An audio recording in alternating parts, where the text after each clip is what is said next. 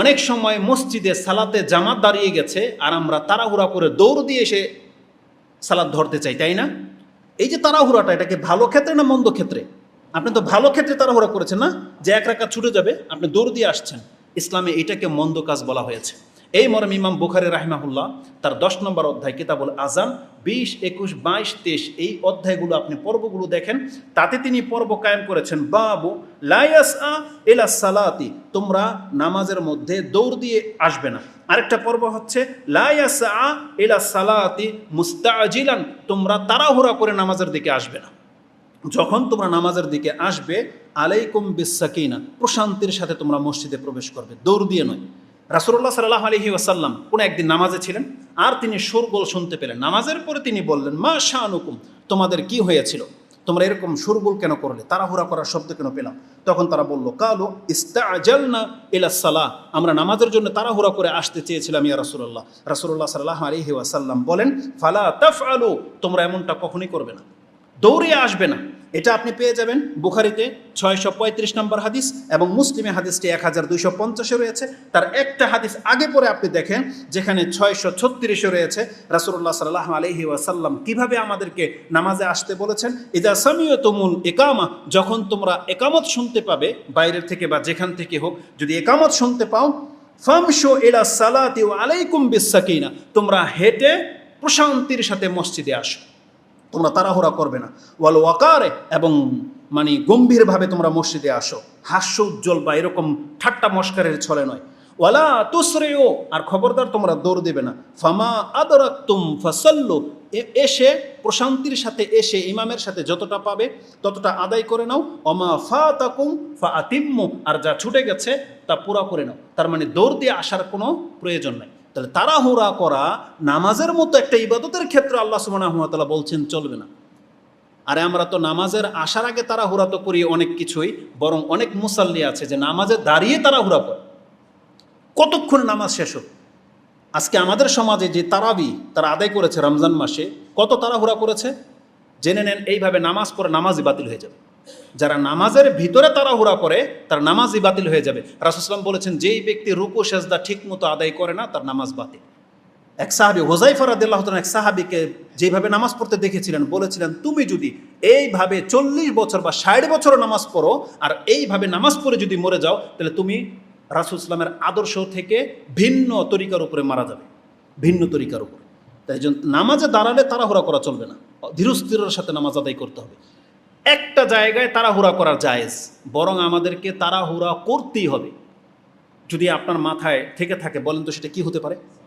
হ্যাঁ, একটা জায়গায় তাড়াহুড়া করতে হবে প্রত্যেকটা মুসলিমকে, সেটা হচ্ছে তওবা করার ক্ষেত্রে। আমরা যে পাপ করে বসে আছি, অপেক্ষা করতেছি যে আল্লাহর কাছ থেকে তওবা করে নেব, না, এই জায়গাটাকে আমাদেরকে তাড়াহুড়া করতে হবে। আল্লাহ সুবহানাহু ওয়া তাআলা বলেছেন, যেখানে আল্লাহর ক্ষমার কথা আছে তুমি সেই কাজটা আগে করো, তুমি আগে সেই ব্যক্তি হও। দান করার ক্ষেত্রে, যেই কোনো নেকির ক্ষেত্রে আমাদেরকে প্রথম ব্যক্তি হওয়ার চেষ্টা করতে হবে।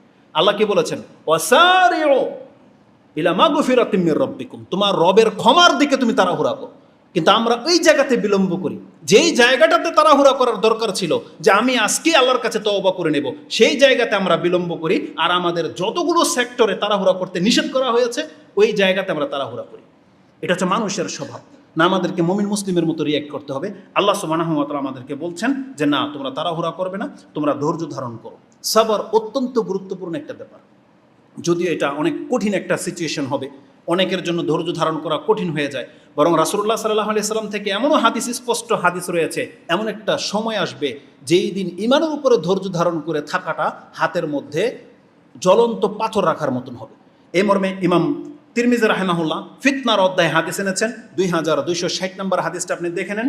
আনাস ইবনে মালিক ক্বালা ক্বালা রাসূলুল্লাহ সাল্লাল্লাহু আলাইহি ওয়াসাল্লাম, ইয়াতি আলান নাসি জামানুন, এমন একটা যুগ আসবে মানুষের উপরে, আস-সাবিরু ফীহিম আলা দীনিহি, সেই সময় দিনের উপরে ধৈর্য ধারণ করে থাকার উদাহরণটা হবে কাল কাবিদি আলাল জামর, যেমন তার হাতের মধ্যে জ্বলন্ত পাথর যদি রেখে দিলে যতটা কষ্ট হবে, ধৈর্য ধারণ করা যতটা টাফ কঠিন হবে, ঠিক ইসলামের উপরে টিকে থাকাটাও ততটা কঠিন হবে। তার মানে বোঝা যাচ্ছে যে ধৈর্য ধরা এটা অত্যন্ত কঠিন একটা কাজ কারো কারো জন্যে।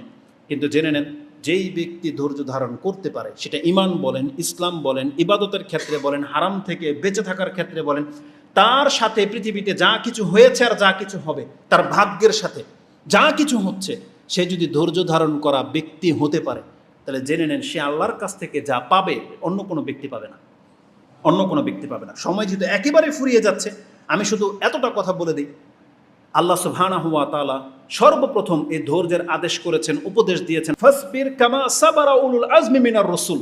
হে নবী, আপনি ধৈর্য ধারণ করেন, কোনো সাধারণ ধৈর্য নয়, যেমন ধৈর্য ধারণ করেছেন উলুল আজমি মিনার রাসূল। নূহ আলাইহিস সালাম, ঈসা, মূসা, ইব্রাহিম, এরা হচ্ছে উলুল আজমি মিনার রাসূল, যাদের ধৈর্যের ভাগ কখনো কেউ ভাঙতে পারেনি। এত পরীক্ষিত হয়েছে তারা আল্লাহর পক্ষ থেকে, তারপরও তারা সব সময় পাশ করেছেন, কখনোই অধৈর্য হন নাই। সেই সমস্ত নবীদের মতো আমাদের নবীকে বলা হয়েছে আপনিও উলুল আজমি মিনার রাসূলদের মতো ধৈর্য ধারণ করেন। বরং রাসূলুল্লাহ সাল্লাল্লাহু আলাইহি ওয়াসাল্লামকে আরো অ্যাডভান্স বলে আল্লাহ বলেছেন আপনি উত্তম ধৈর্য ধারণ করেন। যে আয়াতটা সূরা মারিজে রয়েছে, আল্লাহ সুবহানাহু ওয়া তাআলা বলছেন ফাসবির সাবরান জামিলা, হে নবী আপনার ধৈর্য যেন সবথেকে সুন্দর ধৈর্য হয়। আর মুহাম্মদুর রাসূলুল্লাহ সাল্লাল্লাহু আলাইহি ওয়াসাল্লাম তা করে দেখিয়েছেন। তার ধৈর্যটা কেমন ছিল সেটা ইনশাআল্লাহুল আজিজ আমরা পরবর্তী খুতবাতে আলোচনা করব। জাস্ট আমি এতটা আজকে আপনার কাছে তুলে ধরেছি যে অধৈর্য হওয়া এটা হচ্ছে মানুষের ফিতরত, মানুষের গুণ, কিন্তু প্রকৃত মুমিন মুসলিমের গুণ কেমন হতে হবে? ধৈর্য ধারণকারী হতে হবে, সবরকারী হতে হবে। আমাদেরকে সেই দিকে আল্লাহ সুবহানাহু ওয়া তাআলা ডেকেছেন। কোরআনে আল্লাহ সুবহানাহু ওয়া তাআলা আমাদেরকে সম্বোধন করে বলতেছেন, ইয়া আইয়ুহাল্লাযীনা আমানুসবিরু ওয়া সাবিরু ওয়া রাবিতু ওয়াত্তাকুল্লাহ লাআল্লাকুম তুফলিহুন। তোমরা নাজাত পেয়ে যাবে, ফালা পেয়ে যাবে যদি তোমরা ধৈর্য ধারণকারী হতে পারো, যেটা সূরা আলে ইমরানের সর্বশেষ আয়াত 200 নম্বর আয়াতে আপনি দেখে নেবেন। আপনার সাহায্যের প্রয়োজন, আল্লাহ বলছে তুমি ধৈর্য ধারণ করো। ইয়া আইয়ুহাল্লাযীনা আমানুস্তাঈনু বিস-সাবর ওয়াস-সালাহ, তুমি আল্লাহর কাছে সাহায্য কামনা করো কিসের মাধ্যমে? ধৈর্য ধারণ করে এবং সালাতের মাধ্যমে। এর ডিটেলস ইনশাআল্লাহ আমরা পরবর্তী খুতবা আলোচনা করব। তো ধৈর্য হচ্ছে অত্যন্ত গুরুত্বপূর্ণ, অনেক ফয়দার একটি ইবাদত বা অনেক ফয়দার একটি গুণ। এটা যার মধ্যে জন্মে যাবে, জেনে নেন আমি আর আপনি যে কেউ এখানে আছি, আমরা যদি ধৈর্য ধারণ করতে পারি তাহলে জানেন আমাদের মধ্যে কতগুলো বৈশিষ্ট্য জেগে যাবে। 1, আপনি রাগকে দমন করতে পারবেন।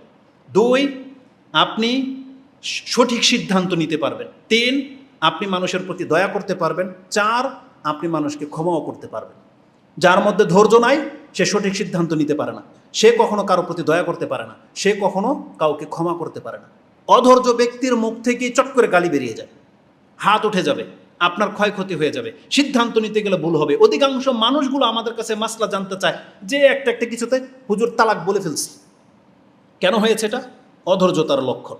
সে অধৈর্য বিদায় তার সামান্য কিছুতে সে তালাক দিয়ে দেয়, তারপরে আবার আমাদের কাছ থেকে সে ফতুয়া চায়। এই যে তার সিদ্ধান্তটা সঠিক সিদ্ধান্ত না ভুল সিদ্ধান্ত? ভুল সিদ্ধান্ত। কেন হয়েছে? সে অধৈর্য বিদায়। এই জন্য আমাদেরকে ধৈর্য ধারণকারী হতে হবে। যে কোনো সিদ্ধান্ত নেন, সঠিক সিদ্ধান্ত নিতে হলে আপনাকে ধৈর্যশীল হতেই হবে। আর ধৈর্যশীল হলেই মানুষ মানুষকে ক্ষমা করতে পারে, ধৈর্যশীল হলেই মানুষ মানুষের প্রতি দয়া করতে পারে। এই জন্য ধৈর্যটা যার মধ্যে জন্মাতে পারবেন আপনি অনেক গুণে গুণান্বিত হবেন। এবং এর জাযাটা যে কি হবে শুধু একটু ইঙ্গিত দিয়ে দিই। সালাতের ক্ষেত্রে আল্লাহ একটা জাযা নির্ধারণ করেছেন, সিয়ামের একটা জাযা আছে, হজের একটা জাযা আছে, কিন্তু ধৈর্যে যেই ব্যক্তি ধারণ করবে তার সম্পর্কে আল্লাহ বলতেছেন ইন্নামা ইউওয়াফফাস সাবিরুনা আজরুহুম বিগাইরি হিসাব। কোরআনের কয়েকটা শব্দে বিভিন্নভাবে এসেছে। আল্লাহ বলতেছেন নিশ্চয়ই যারা ধৈর্য ধারণকারী তাদেরকে আমি এতটা আজর, এতটা সওয়াব দেব তার কোনো হিসাবই নেই। আল্লাহ বলছেন বেহিসাব আমি তাকে রিজিক দেব, বা বেহিসাব তার সাথে আমি কাল কিয়ামতের মাঠে জাযা দান করা হবে। তা আল্লাহ সুবহানাহু ওয়া তাআলা যেন আমাকে এবং আপনাদেরকে ধৈর্য ধারণকারীর হওয়ার তৌফিক দান করেন। যারা এই পৃথিবীতে উত্তম ধৈর্য ধারণ করেছেন আমাদেরকে যেন আল্লাহ তাদের অন্তর্ভুক্ত করেন।